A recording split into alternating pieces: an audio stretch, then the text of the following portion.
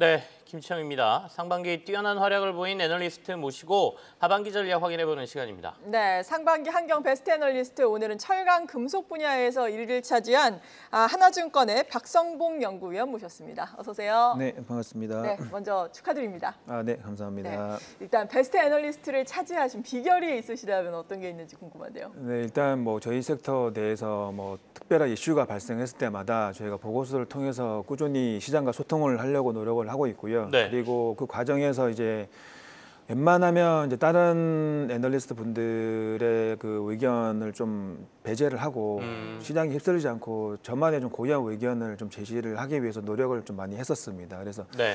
이 부분들에 대해서 좀 시장에서 좀 좋게 평가를 해주지 않았나라고 판단하고 있습니다.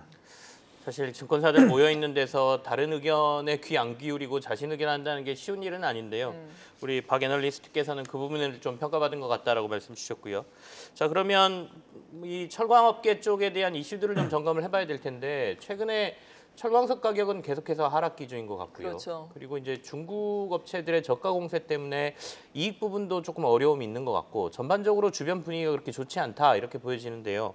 업계 전반에 대해서는 어떻게 보고 계시는지가 궁금합니다. 네, 그 말씀하신 대로 그 철광석 가격이 최근에 좀 많이 하락을 했고요. 일단 뭐 올해 상반기 때 국내 철강사들 실적이 상당히 안 좋았습니다. 뭐 적자까지는 아니었는데 뭐 대부분의 철강 회사들은 거의 영업이익률이 뭐 로우 싱글 정도를 기록할 정도로 이제 업황이 전반적으로 부진을 했고 제일 큰 원인이 이제 전 세계 수요의 철강이든 비철 금속이든 수요의 절반 정도를 중국이 차지하고 있는데 뭐 절반 네. 이상을 차지하는 품목도 있습니다만 대략 뭐 절반 정도라고 가정을 하면 중국이 워낙 또 다들 아시겠지만 뭐 부동산을 포함해서 그 고정 투자 이런 지표들이 상당히 안 좋습니다. 그래서 철강 수요도 올해 뭐 연간으로 한 5% 정도 작년 대비 감소할 걸로 지금 예상이 되고 있는 상황이고 그렇다 보니까 이제 아무래도 이제 중국 내에서 생산되는 그 제품들이 자국 내에서 다 소비가 되지 못하고 밀어내기식으로 수출이 상당히 많이 진행이 됐었고요. 올해 8월까지 중국 철강 수출량이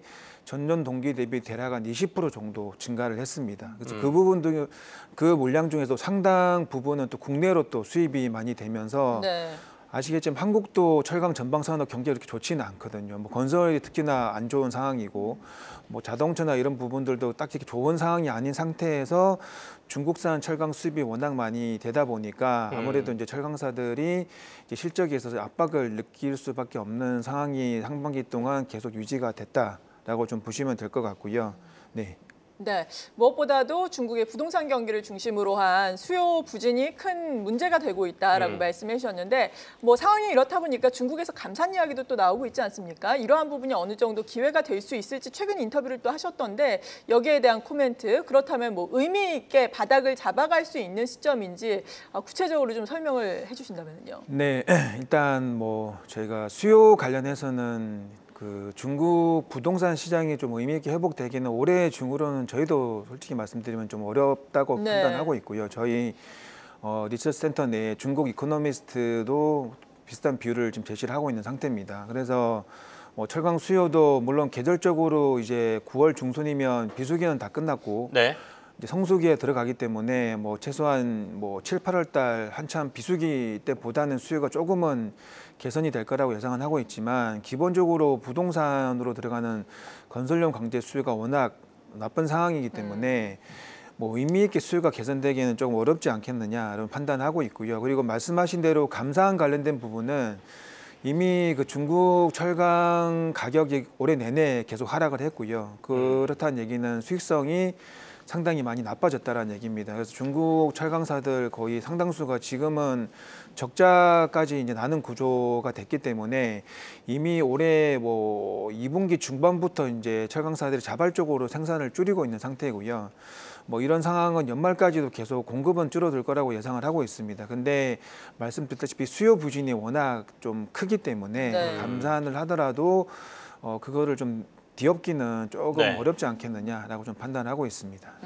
전반적인 업황을 좀 점검해 주셨는데 약간 부정적인 얘기가 많아서 긍정적인 걸 좀 찾아본다라고 하면 미국이 이제 본격적으로 금리를 인하하기 시작하면 원화 강세가 나올 가능성이 높고 원화 강세라는 거는 이제 이렇게 철강업체들 같은 경우에는 원자재를 수입할 때 원화 강세가 나오면 그래도 좀 도움이 될 거라고 보이는데요.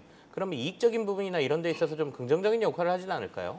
네, 말씀하신 대로 국내 철강사들의 그 제조 원가 중에 거의 한 70% 정도가 이제 원재료고요. 네. 그 원재료들이 대부분 이제 뭐 철강석, 뭐 제철용 원료탄 이런 광석들이 대부분을 차지하고 있는데 당연히 그런 그 광석들 수입 원가는 당연히 달러로 인식이 되고 있죠. 네. 근데 이제 매출 같은 경우는 업체마다 다르긴 한데 뭐 대표적으로 국내 제일 큰 철강 회사인 포스코 같은 경우는 뭐 내수 수출 비중이 수출이 대략 한 40% 50% 정도를 차지를 하고 있습니다. 그리고 국내 2위 정도 되는 현대제철 같은 경우는 수출 비중이 한 30% 정도가 되기 때문에 네. 결론적으로는 그 달러 베이스의 수출보다는 달러 베이스의 원가 비중이 더 크죠. 그렇기 때문에 말씀하신 대로 영업이익 측면에서는 좀 원가가 조금 줄어드는 그런 긍정적인 부분도 기대를 할 수도 있지만 대신에 제가 또 말씀드린 수출을 상당히 많이 하는 국가입니다. 한국이 전 세계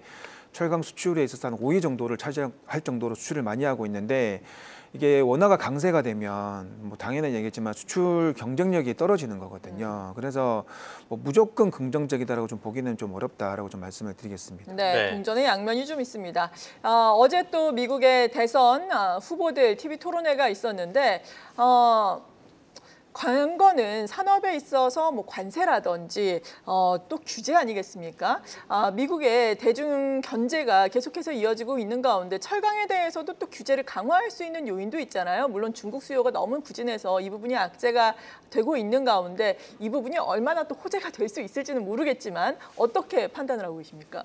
네, 일단은 저희가 지금 뭐 어저께 TV 토론 네. 결과로는 뭐 트럼프의 지지율이 뭐 떨어졌다라고 좀 얘기가 되고 있긴 하지만 뭐 솔직히 결과가 어떻게 될지는 잘 모르죠. 근데 그 해리스 같은 경우는 뭐 바이든 정부 정책이랑 크게 다르지가 않기 때문에 저희 섹터에 대한 영향도 딱히 이전보다는 크게 다르지는 않을 걸로 예상을 네. 하고 있습니다만 다만 이제 트럼프 전 대통령이 당선이 됐을 때는 아무래도 말씀하신 대로 이제 그 무역 규제를 더 강화를 하겠다라고 계속 그 공약 같은 거를 통해서 이제 계속 언급을 했었죠. 네. 기본적으로 그 공약, 그 무역 규제 관련된 핵심은 그 중국산 제품에 대해서는 60% 관세를 부과를 하는 거랑 그리고 그 전 세계 대상으로 이제 10% 관세를 부과를 하겠다라는 건데 저희 섹터 철강 섹터 같은 경우는 이제 만약에 중국산에 대해서 60% 관세를 부과를 한다 하더라도 뭐 딱히 글로벌 시장에는 영향이 별로 없습니다. 왜냐하면 이미 미국은 중국산 제품에 대해서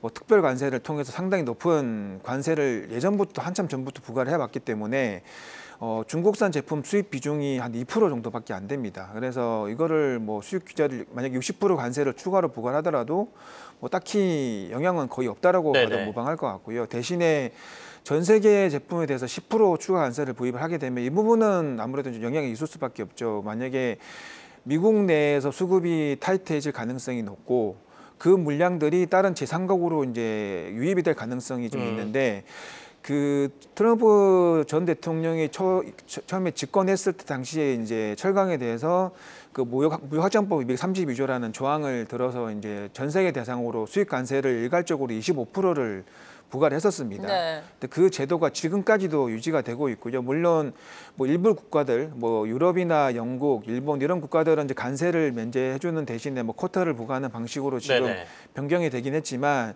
대부분의 국가들은 여전히 25% 관세를 부과를 하고 있는 상황이고요. 그리고 그 25% 관세를 부과를 하면서 미국의 철강 수입량의 대략 한 20% 정도가 감소를 했었습니다. 만약에 이번에 추가로 10% 관세를 부과하게 되면 저희가 봤을 때는 한 5에서 10% 정도 미국 수입이 더 감소할 가능성이 좀 있다라고 보고 있고요. 물론 한국도 피해를 보겠지만 한국은 이미 이제 관세를 부과를 받고 있는 게 아니고 쿼터제에 묶여 있습니다. 그러니까 연간 260만 톤 정도밖에 수출을 못하는 쿼터제에 묶여 있기 때문에 관세를 추가를 10% 부과를 받더라도 뭐 딱히 수출에 크게 제약은 별로 없을 거라고 저희는 예상을 하고 있습니다. 대신에 하나만 더 말씀드리면 저희가 그 긍정적인 부분은 이제 트럼프 공약 중에 하나가 또 그 인프라 투자라든지 그다음에 그 화석 연료 개발 관련된 부분이 있는 거잖아요. 그렇게 되면은 국내 업체들 중에서는 이제 미국 쪽에 에너지용 강간을 수출을 많이 하는 업체들은 네. 수혜를 오히려 받을 수 있다라고 좀 말씀을 드리겠습니다. 에너지 관광 수출하는 업체들은 좀 수혜받을 가능성이 있다 이런 말씀이시네요. 네네. 그러면 하반기에 뭐 저희가 고려해야 될 주요 변수는 뭐가 있을까요? 뭐 변수는 아무래도 중국의 부동산을 포함한 경기 회복인데 뭐 지금 상황으로 봤을 때는 저희가 좀 쉽지는 않아 보이고요. 네, 그렇습니다. 네, 이제 또 마무리를 지어야 할 시간인데 철강 그리고 비철금속 쪽도 담당을 하고 계시잖아요. 이쪽에 대한 투자 전략 그리고 타픽 종목을 마지막으로 정리를 해주신다면요. 일단은 저희가 말씀드린 철강은 일단 연말까지는 저희가 좀 보수적으로 말씀을 드리는데 대신에 저희가 매년 반복됐던 게 12월 1월 달에는 중국 그 다음에 양해에 대한 기대감으로 좀 주가가 좀 올랐던 적이 있었을 게 많았었습니다. 그래서 한동안은 보수적으로 말씀을 드리는데 뭐 12월 정도부터는 단기적인 트레이딩 정도 추천을 드리고요.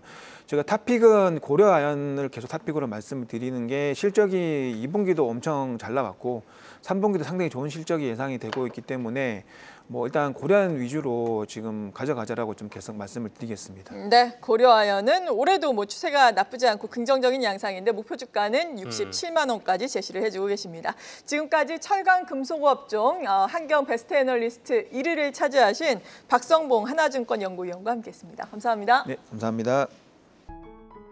계속해서 다양한 경제 이슈를 알고 싶다면 구독과 좋아요, 알림 설정 부탁드립니다. AI 캐스터 권미정이었습니다.